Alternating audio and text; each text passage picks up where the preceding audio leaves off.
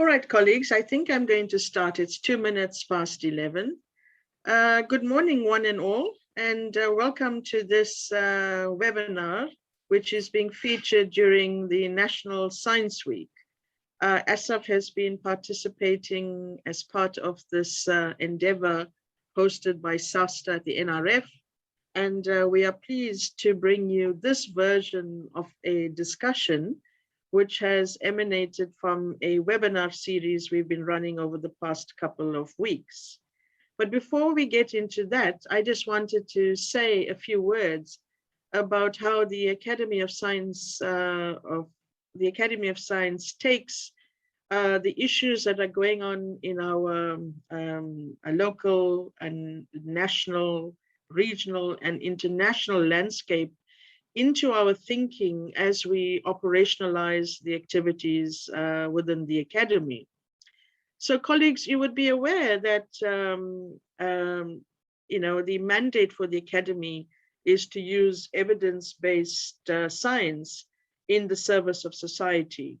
So there are two components of it: is what is the evidence we provide? How do we obtain it? How do we rigorously analyze it? And how do we bring in this independent voice, showing critical appraisal of information before we can utilize it? And when we synthesize this sort of information, we write it up with the intention that the recommendations from our writing serves as a purpose for relevant stakeholders to utilize this in bringing about policy change or to support whatever initiative it is that the Academy is doing. The Academy is a meritocracy, based on meritocracy, representing people in various disciplines of science, across the disciplines of science, who are specialists and achievers in their field of expertise. And so we very, very value the participation of our members. The numbers of our membership now is around 590, and every single person has gone through a rigorous process before becoming nominated to the Academy. Now, the second part of it is addressed to societal challenges. In keeping with the government's policy of addressing the triple challenge of poverty, unemployment, and inequalities, ASSAf, through its various activities, tries to soundbite these initiatives to see where our contribution can make an impact in addressing these triple challenge, but at the same time, in a kind of constructive way, taking care of several types of challenges, from education to poverty to many other important issues. Which brings me to this webinar series. And rather than me having to explain all of that, the chair of our Standing Committee on Poverty and Inequalities, Professor Julian May, will highlight why it is that this Standing Committee took this line of engagement with the public to discuss issues related to poverty and inequality. So Julian, at this point, I hand over to you to contextualize this particular webinar based on the forerunners that we've had in the last couple of weeks. Over to you, Julian. Thank you very much, Emma, and welcome to everybody. The ASSAf has had a standing committee focusing on poverty and inequality for more than a decade. This committee has engaged in a number of activities over those years, including looking at how we go about measuring poverty, the link between climate change and poverty. We've engaged with the International Academic Partnership, which has a similar structure, also globally thinking about how science can contribute towards the reduction of poverty and inequality. As the impact of COVID progressed during 2020, our committee became increasingly anxious about the socioeconomic impact, not only of the illness and the impact upon people's lives, but also what the efforts to try and mitigate the spread of the virus, the actual impact of the lockdowns, the response by government to try and do something about it through the provision of grants, the support that was given. All of those were things we thought merited further investigation and thinking. So at the beginning of this year, we conceptualized a webinar series looking at 3 quite simple questions to pose and hard questions to answer. What should we be doing? How will we pay for it? And how do we ensure that the state is capable of delivering? The seminars themselves were conducted virtually, obviously. It has a huge advantage in that I think nearly 300 people were able to participate in the different webinars. Each was hosted by an ASSAf member and through that individual's organization. So today what we have are the 3 facilitators who brought together a panel of speakers, sometimes moderated by somebody who is an expert in the field. Now, one of the great pleasures, I think, of university life, one of the things that I miss is when you have a seminar, there's usually tea time that follows. And we gather in the tea lounge, drink tea, eat a few biscuits, and get an opportunity to engage with the speakers and to engage with one another to see what it is that we think we have learned, to see whether we have understood what we've heard. And that really is what we're going to do in the next 50 or so minutes, is have a tea lounge conversation. So if you haven't already got yourself a cup of tea and a biscuit, please get one and we'll start the conversation. So to the conveners, I'm going to ask you just to briefly introduce yourself when you first speak, so that people have an opportunity to know who you are. And I'm going to first ask you, we heard lots of interesting things. And for each of you, what would you describe as particularly the key issue that came up in your in the webinar that you hosted? And let's start with you, Isabel, because you hosted the webinar on what we should do. What do you think really came out of your webinar? Thanks, Julian. And it is a delight to be invited into an academic tea lounge, being more of a civil society activist. And it really has been a constant pleasure being part of the ASSAf subcommittee as a result of this opportunity to engage with people who have an academic framework, a theoretical framework to the work that we're doing. And I think I want to start with that. I think, Julian, for me, one of the take-homes from the engagement was a sudden aha moment as participants, including presenters, understood the challenge of what we were trying to do through this approach, which was to use science to guide policy. And I think that because poverty and inequality is such a visceral matter for us in this country, and it has so layered in emotive responses, to be able to see the benefits of using a much more kind of constructed analysis was something which gave people a freedom to start thinking in a different way. And for me, that was one of the most beneficial take-homes. The other, I think, was realizing how policy requirements might change over time. So we know that the EPWP program was implemented over a decade ago, and that the triple benefits seen as being part of the design, so a livelihood as well as the skills transfer and the building of a public good, might have had a greater chance at reducing people's exclusion from the labor market through the skills and the livelihoods. But given the growing problem with unemployment, that it wouldn't have the same chance for success today. And so the reflection of the impact of the social relief of distress and the other grants in early lockdown, I think with the presenter on EPWP, Dr. Matala, enabled us to see that context is very important as well as scientific measurements. I found that people welcomed the space, and I include myself in it, in terms of having discussion. I think that frequently, and I am guilty of that myself, one is invited or participates in a session like this, or more of a sort of webinar or even media commentary, and you come in and you give your input and you leave.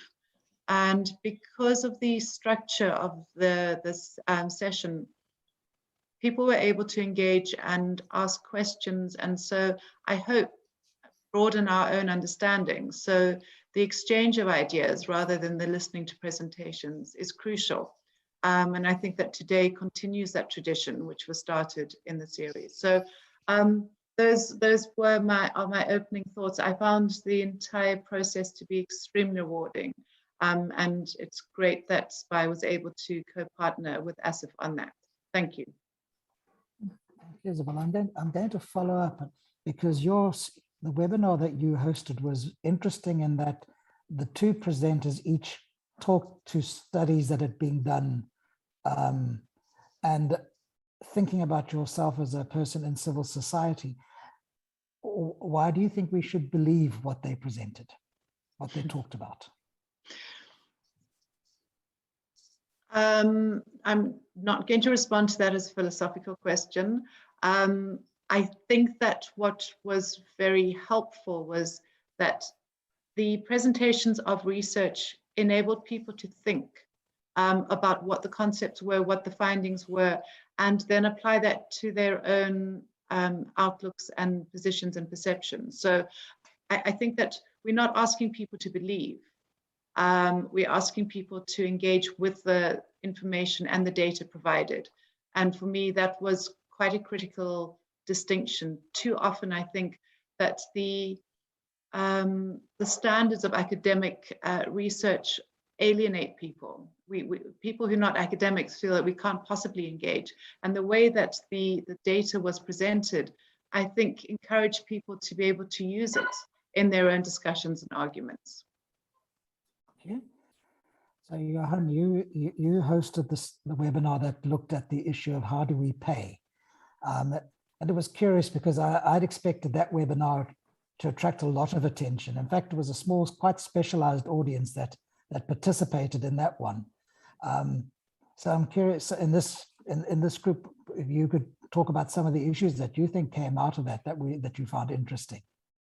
Yeah, thank you, Julian. It obviously was a contested issue, about where do you find the money to pay for this, and obviously the arguments in the discussion came from a fiscal policy basis, but also from monetary policy as potential sources for the funding that is so required. But the starting point is always the question whether we have an austerity budget in South Africa that actually prohibits us spending enough on the poverty alleviation processes.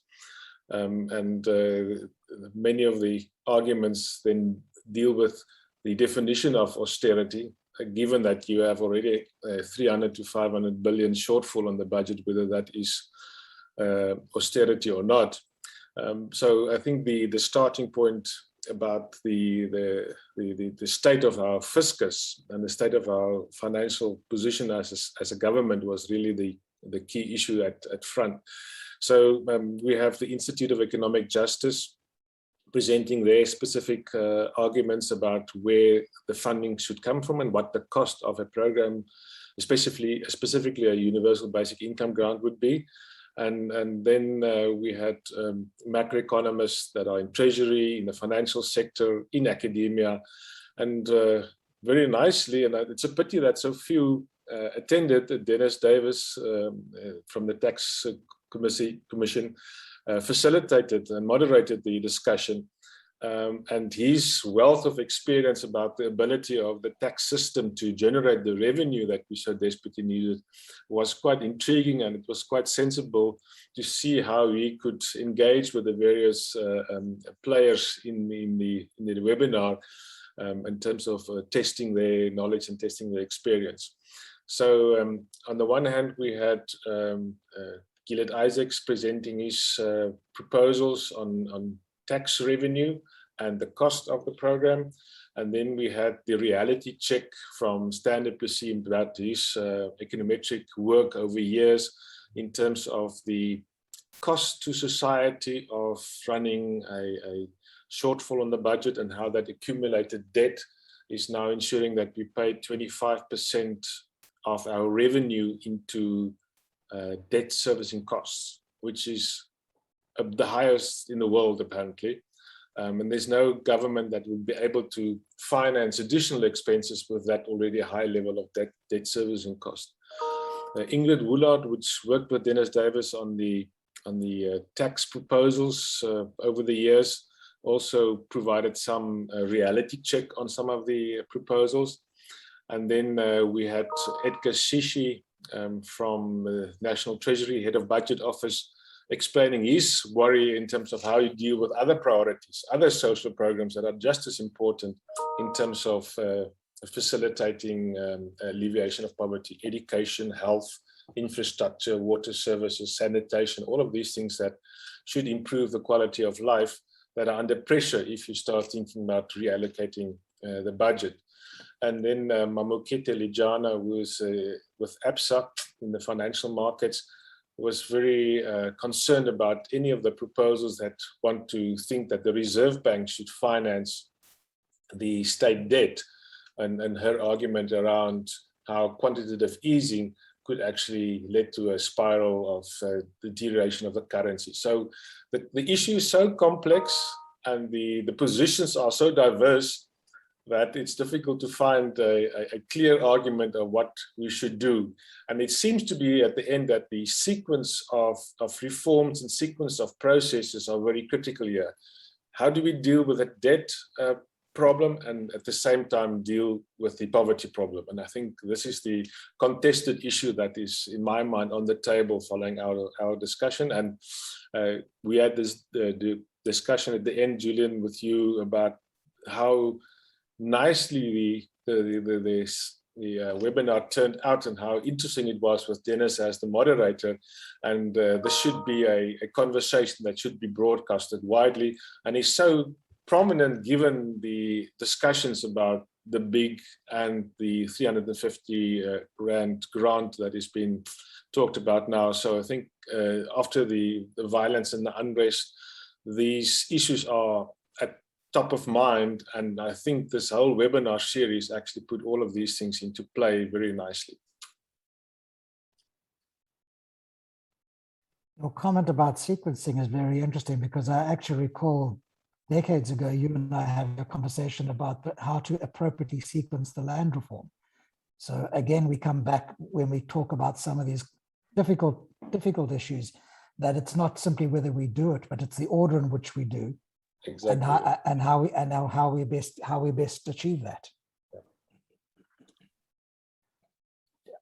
Jimmy, you proposed the theme for your webinar, and it wasn't what we hadn't initially discussed it, and I found it absolutely fascinating that you wanted to ask the question: how do we ensure that the state is capable of doing whatever recommendation might come up, whether it's to implement a universal grant or to increase the social grants or whatever. And you convened a very interesting panel, again, including people from government as well as the academic community. What were some of the issues that you feel are important that came out of your webinar? Thank you, Julian, and welcome to all the participants. I think there are actually quite 5 main standout points for me. I think Andrew Borain, who led the discussion, who gave the first 10-minute presentation, flagged a very important point. I mean, we talk about state capacity, state capability, and so on and so on. But he emphasized that if we don't fix the current public sector culture of regulatory compliance, which is often at the expense of performance, or what Busani, Gaweni referred to as the tyranny of the log frame, things will not work. So if we don't fix that, The second point is that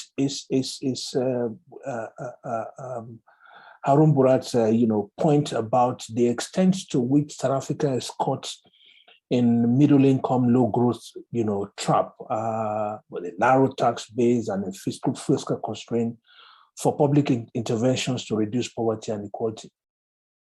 But here again, he emphasized that even so, a lot can still be done with improving, with improved quality of spending and revenue collection. I mean, a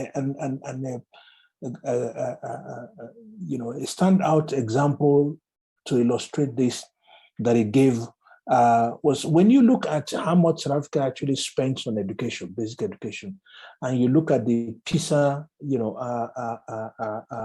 test results. South Africa, is performing, abysmally low relative to countries, comparator countries that are spending around the same amount of money on education, which emphasizes the issue of quality of spending. Fiona Tregera, highlighted. I mean, she went into very interesting, conceptual distinction between state capability and state capacity.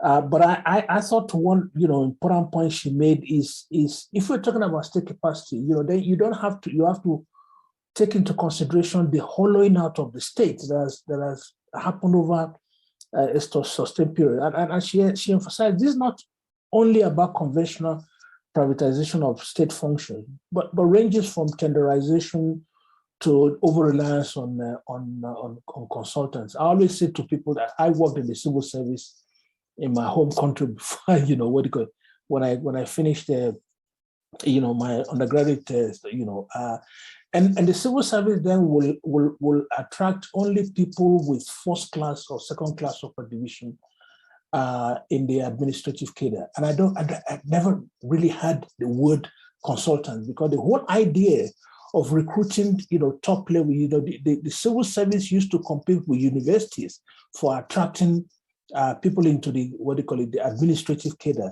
They are supposed to be the thinking, resources for the state. And if you're talking about state capacity, the issues that Fiona raised in terms of capability, and the fact that it's important that state functionaries have the capacity to learn as much from failure as from successes becomes quite important. But an important point that she emphasizes that it is within existing capacity of the state to at least deal with eliminating extreme poverty. And I think this is an important part. Finally, of course, is that there is consensus that ultimately direct transfers to reduce poverty has to be combined with significant increases in decent jobs to reduce the current high levels of unemployment. But if I may come back to the whole question of the low,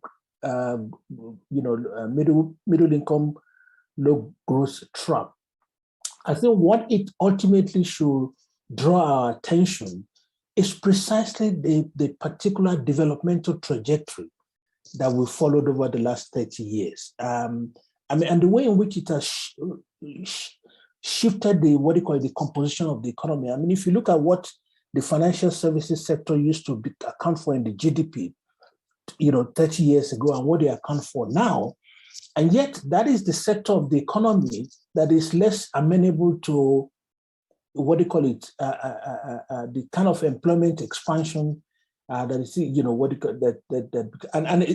and it's more subject to labor replacements through AI.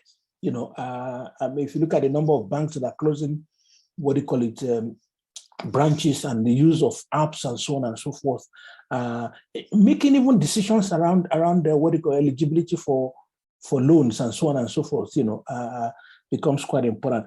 I find it, very, very fascinating, and I think that's where we need to try and focus our attention. Thank you for that. And colleagues, please feel free to enter anything you'd like us to talk about or discuss further in the chat. We will pick it up and we'll be able to do that. Unfortunately, we won't be able to do voice contributions given that we only have an hour to do this, but please put into the chat.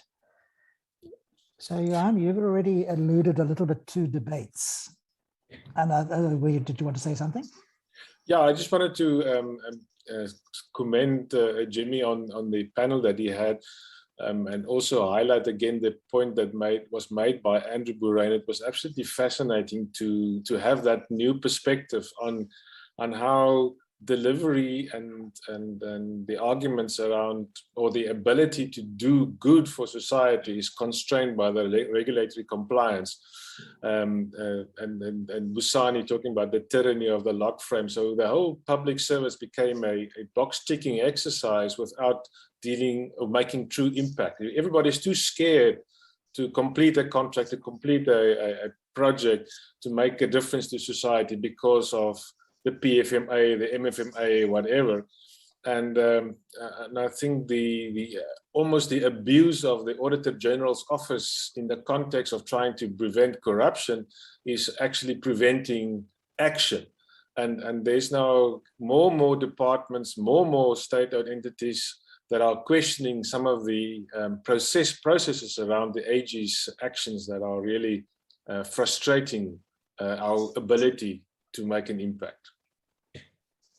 I agree. That was very interesting. And I recall at one point, Andrew made the comment about the weaponization of the audit process, where in fact scores can be settled as well by using the audit process. Exactly. Isabel, you are also in civil society like Andrew. Any comment on some of those contributions that you've just heard about?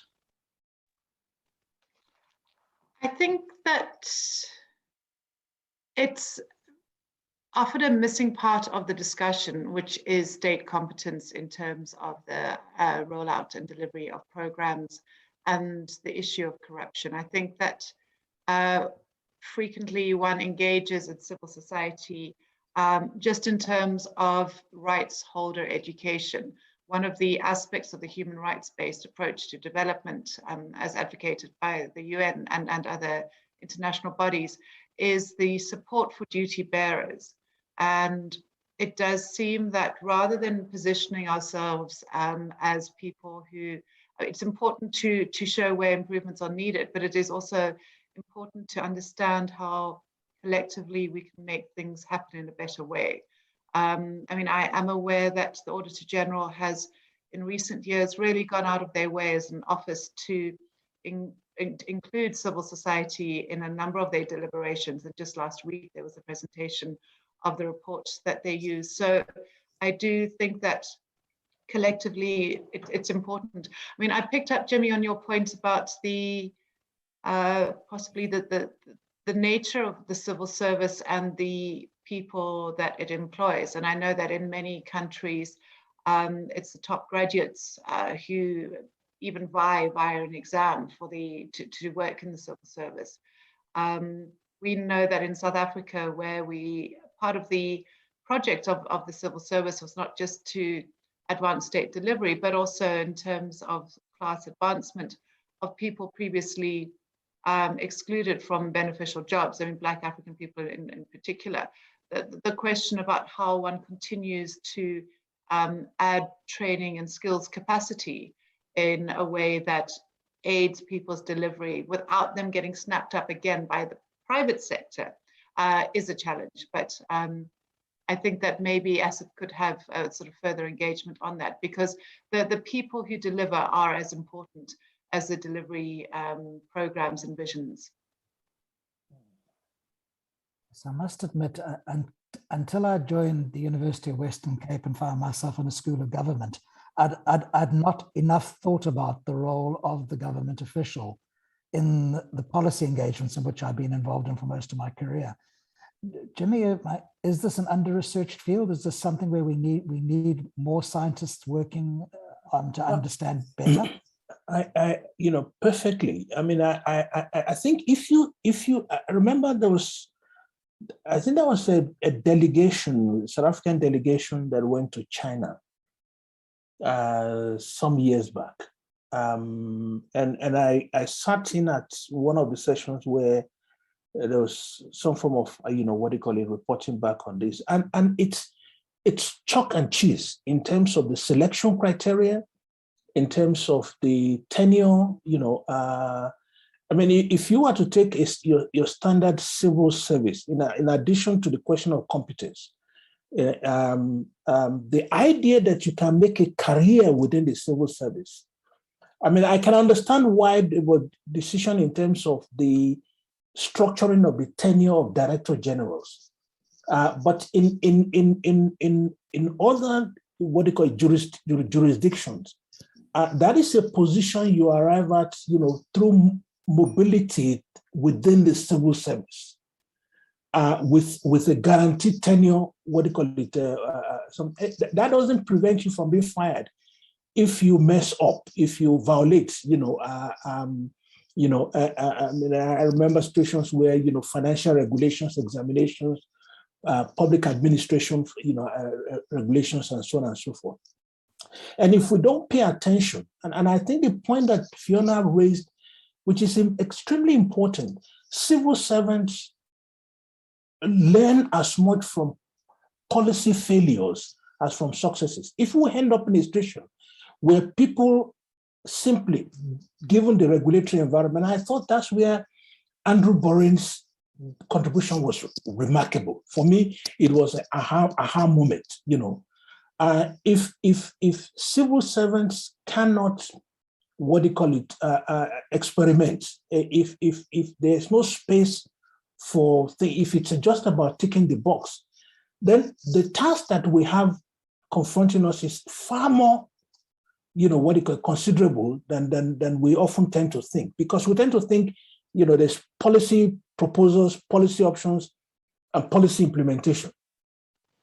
But if the institutional culture, by regulations intended to prevent corruption in the first instance, that has had what sociologists would call unintended consequences of undermining, what do you call it, creative thinking in the civil service, then it's a major problem. And that's a much more difficult issue to fix.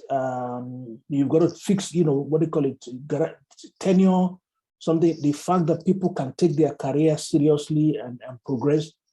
And as a director general, you come with institutional memory within the institutional environment.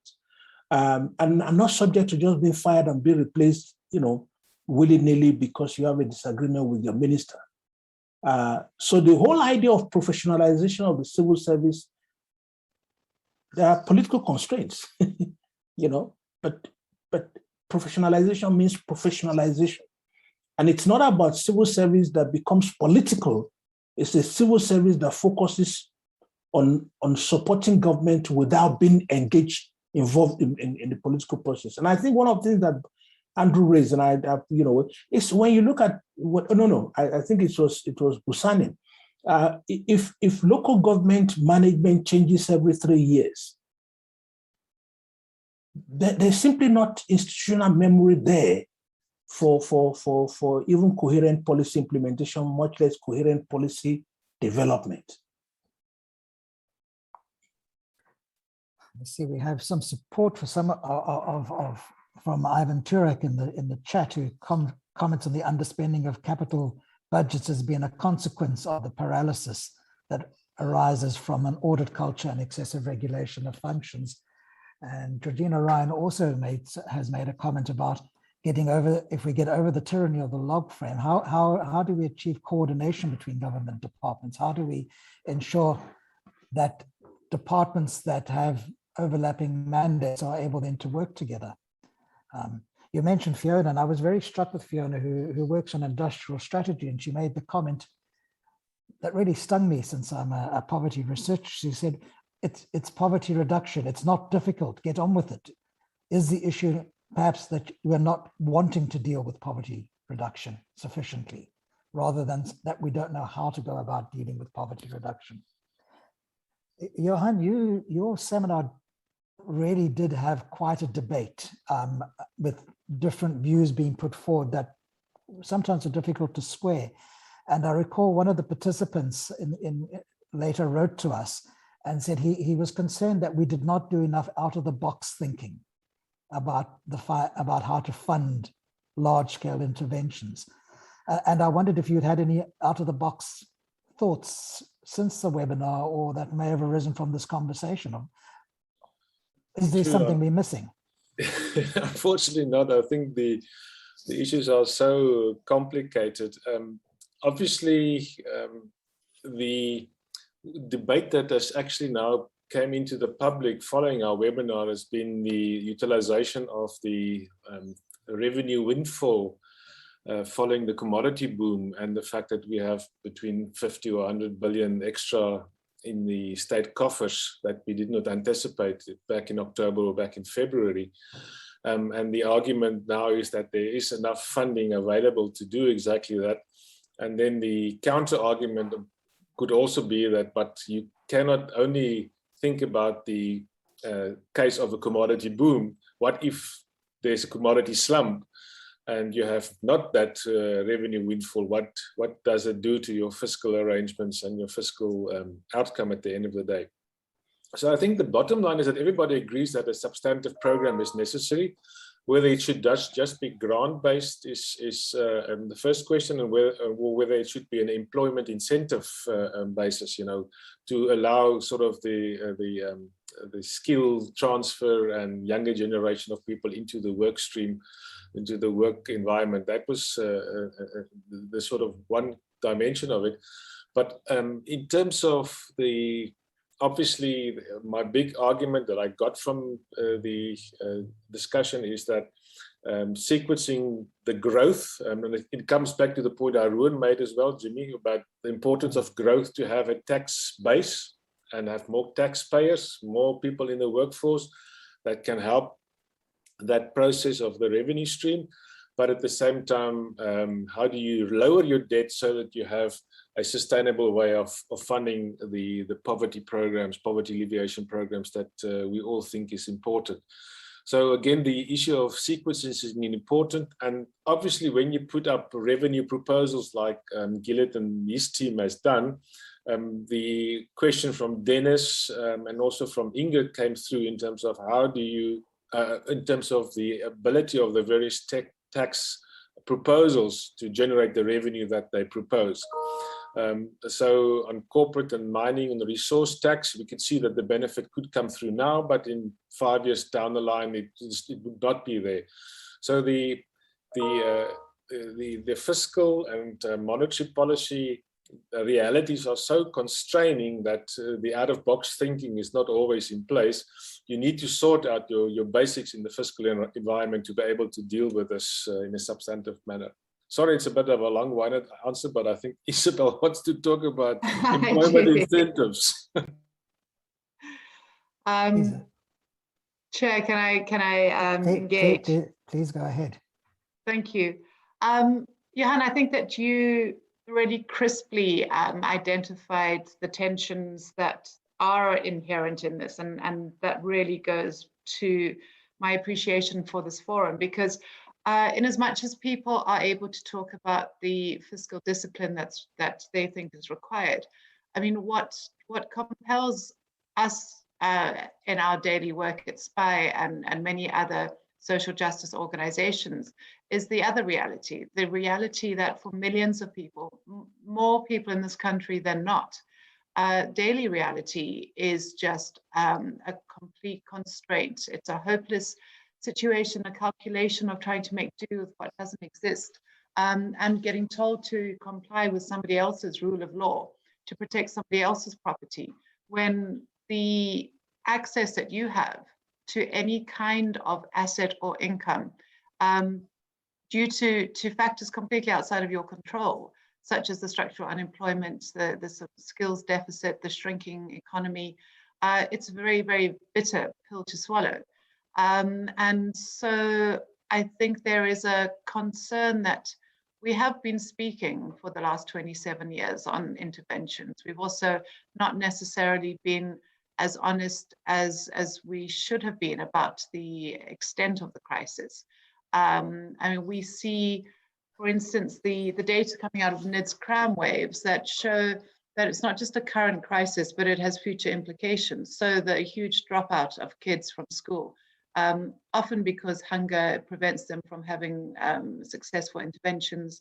The fact that fee-free children lost between 70 and 100% of their scholarship in the last year, and what we're going to do about that, knowing that over half of the unemployed, the formerly unemployed, haven't finished matric. So this is a crisis. And I think one of the challenges that I have, while recognizing that work is a desirable way to obtain income, because of the many aspects of work, the identity, the societal kind of inclusion, we don't see that happening. And so do we continue to chase something which our indicators and our science and our data show isn't going to be coming forward? Or do we think something differently? And I just want to talk about the question of financing. So looking at our traditional tax base, absolutely. And given that we're in a recession, the risk of overtaxing income is something that we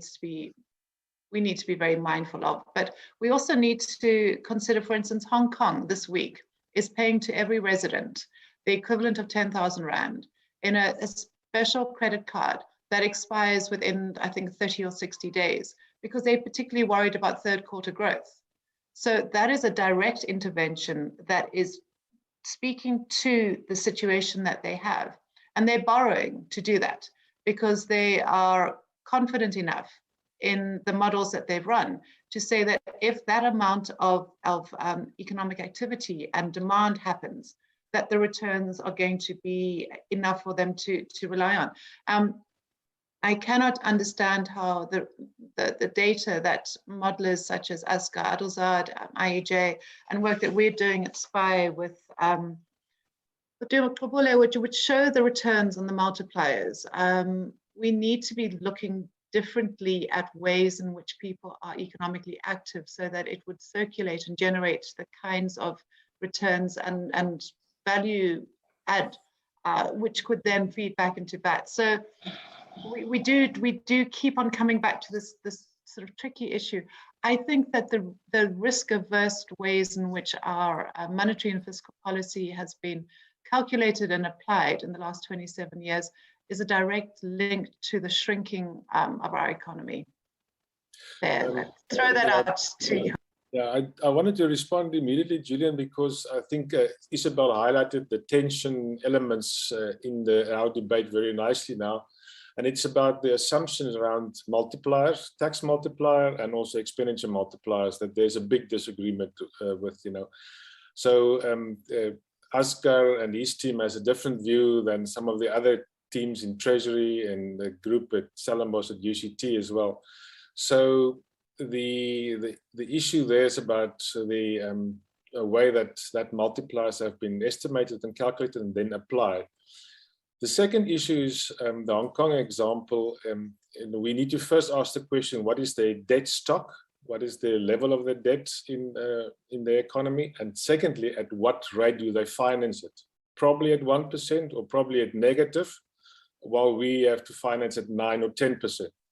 So we're in a different scenario as South Africa, given the status of our debt and our debt of our government bonds, which then impacts negatively. As soon as you increase your debt stock, your interest bill goes through the roof and you lose 250, 300 billion that could have been used for social programs. So I think that's the big issue that in the discussion that we had in the webinar, but also in the general public discussions about this issue, where the difference of opinions are settled. Sorry, Chair. Yes, please, Jimmy. You know, I think that there are three distinct things that, you know, I'd like to emphasize that. I think, you know, we don't, at least the group of influential economists, you know, we don't speak sufficiently about the growth path on which we are in. Because it's within that particular growth path that you have a situation where something like 85.6% of the wealth and assets is owned by 10%. the bottom, 50% have a negative, 2.5% of the wealth, and I think the whole idea about fiscal constraint, tax, has to be understood in terms of there's a need to fundamentally rethink the development path on which we are. A book that I would like to kind of recommend here is Giovanni Arrighi's 2007's Adam Smith in Beijing. Okay, because it talks about the very nature of between Adam Smith and Marx's conception of the relationship between the state and the bourgeois class and so on and so forth. And that in fact, in the Beijing kind of situation, what you have is a Smithian notion of state autonomy and its ability to impose steer the economy and regulatory compliance. And I think in the South African context, we are neither Smithian nor Marxian notion of the state. It's almost a situation where the state is there for anybody to scavenge.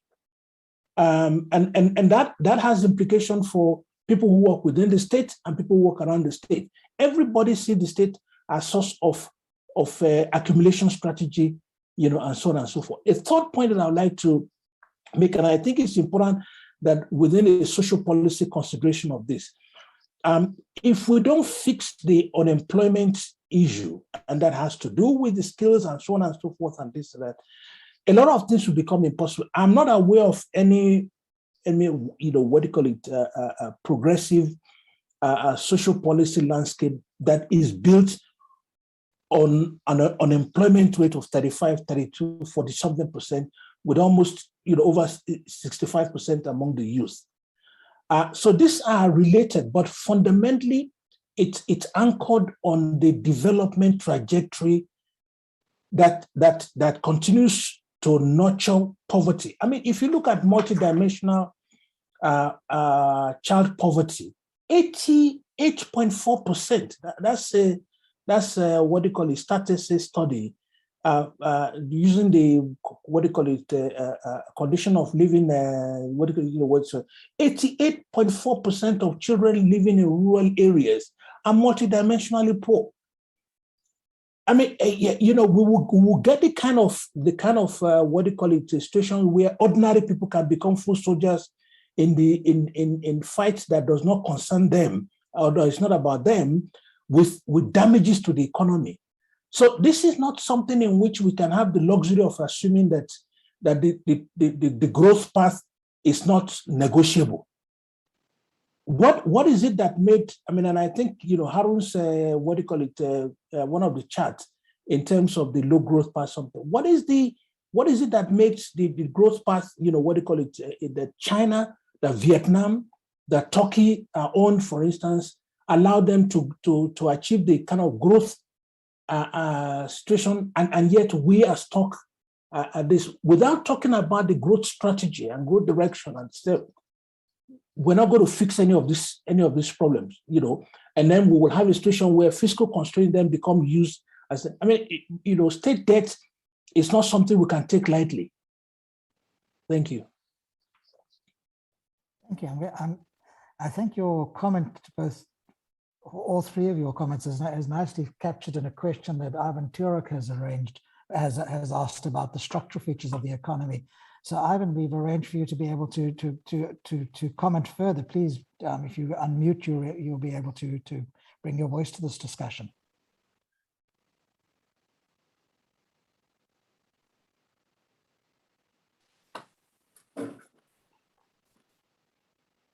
So Ivan, that's an invitation to unmute. No, thank you.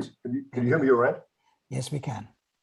Thanks for that. I wasn't expecting to be invited to talk, but I think my particular interest is in the spatial features of our society and the huge spatial inequalities, which are both a reflection of deep social inequalities, but also a contributor to widening those social inequalities. So putting it simply, people living on the periphery of cities struggle to access jobs and other facilities, other opportunities.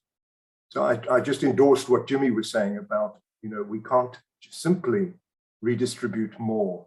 I don't think that's solving. I don't think anybody on the panel is suggesting that, but a government seems to be doing that, using this revenue stream coming from the commodity boom to increase or put in place, extend the social relief stress grant.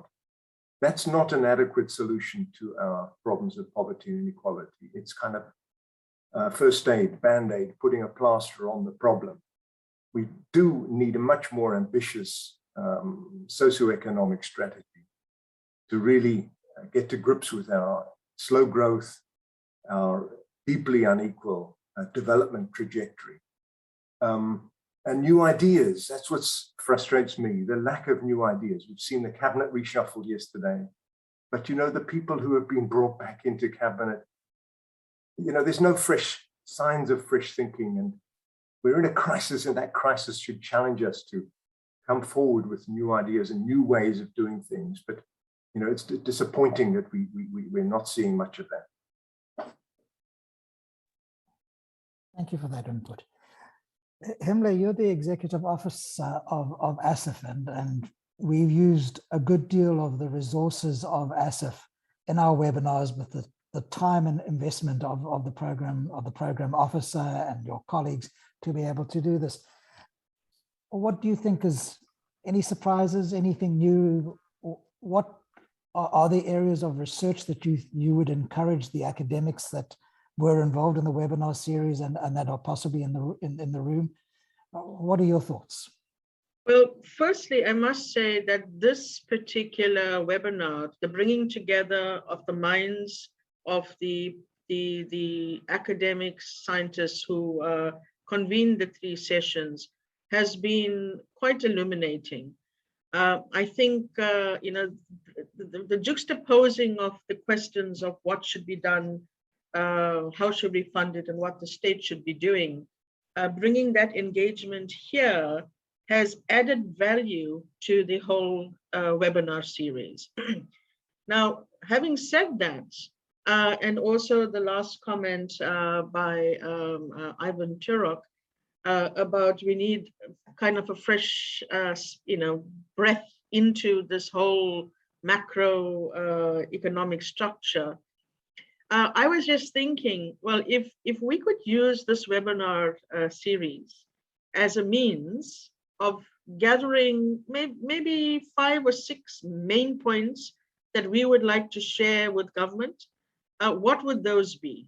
And within each of those questions, maybe a paragraph of some recommendation of how these could each be achieved would be a brilliant outcome of the time that we've invested and the contribution that scientists involved at various sectors, not just the scientists, but also the civil society contributions of how all these things are adhering and coming together towards a systemic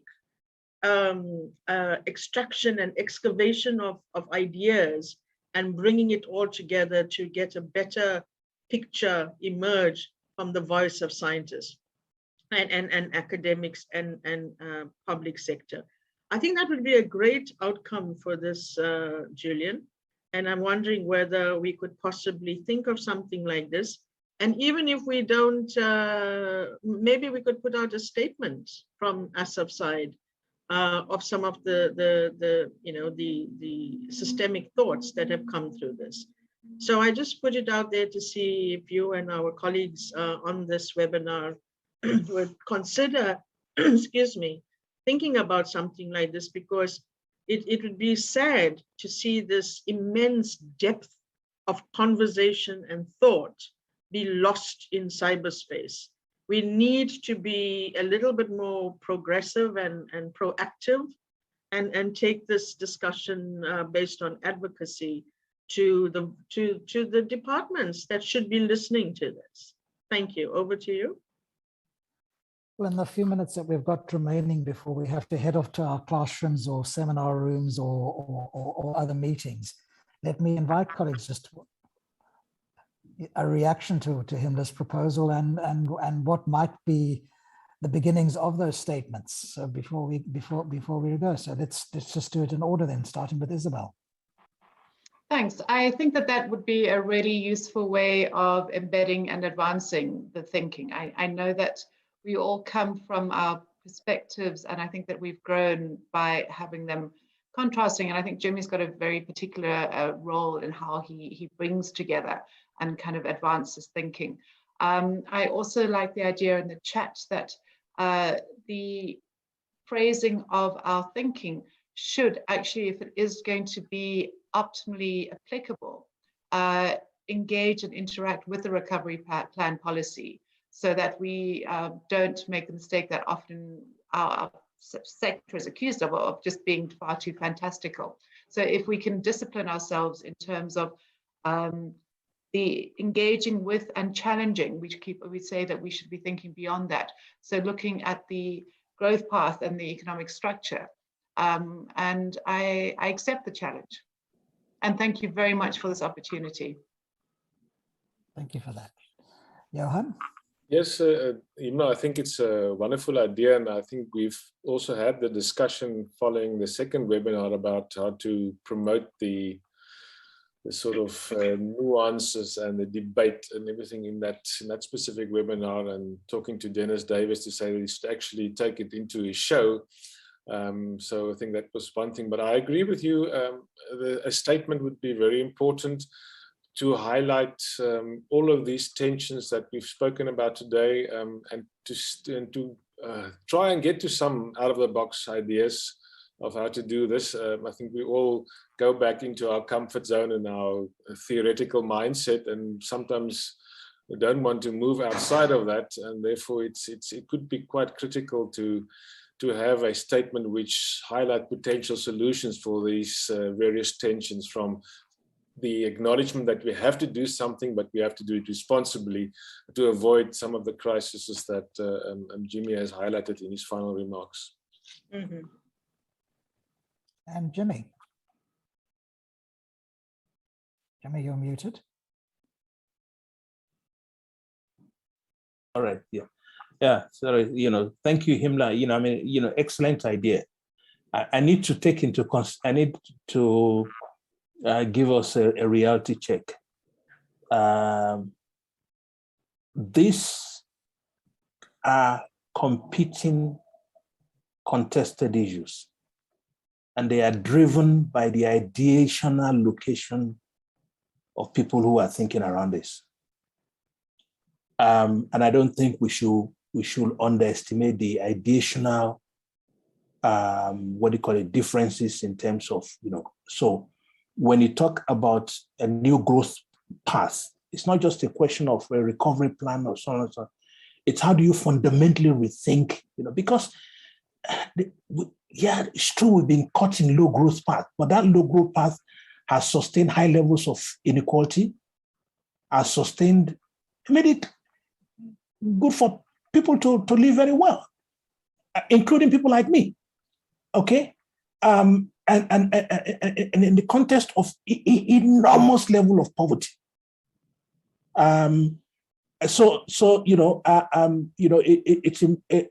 the issue, for instance, around shifting the culture of the public service itself.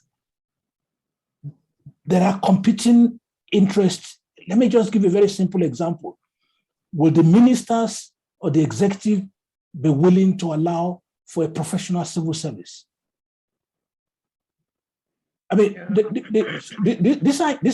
these are things we should not underestimate.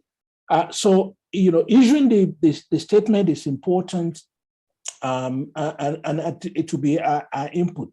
But I think we should recognize the ideational grounding of differential approaches and orientation and how we address this thing.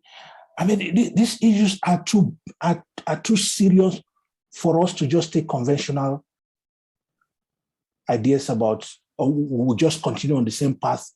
If we've done something for 27 years, regardless of growth up and down and so on, but this low growth path, what is it that Einstein states? Madness, is doing the same thing over and over and expecting. Was it Einstein or somebody else said it? And expecting the different results. But the level of poverty that we're dealing with, the level of, for a high income, what they call it, country, it's intolerable. I mean, that has to be the basis, and requires that our economists have to shift their thinking. You're not going to achieve a Chinese, a Vietnamese growth rate if you don't think differently, fundamentally. Well said, Jimmy. Thank you. And with that I think absolutely passionate plea, which I think we all share.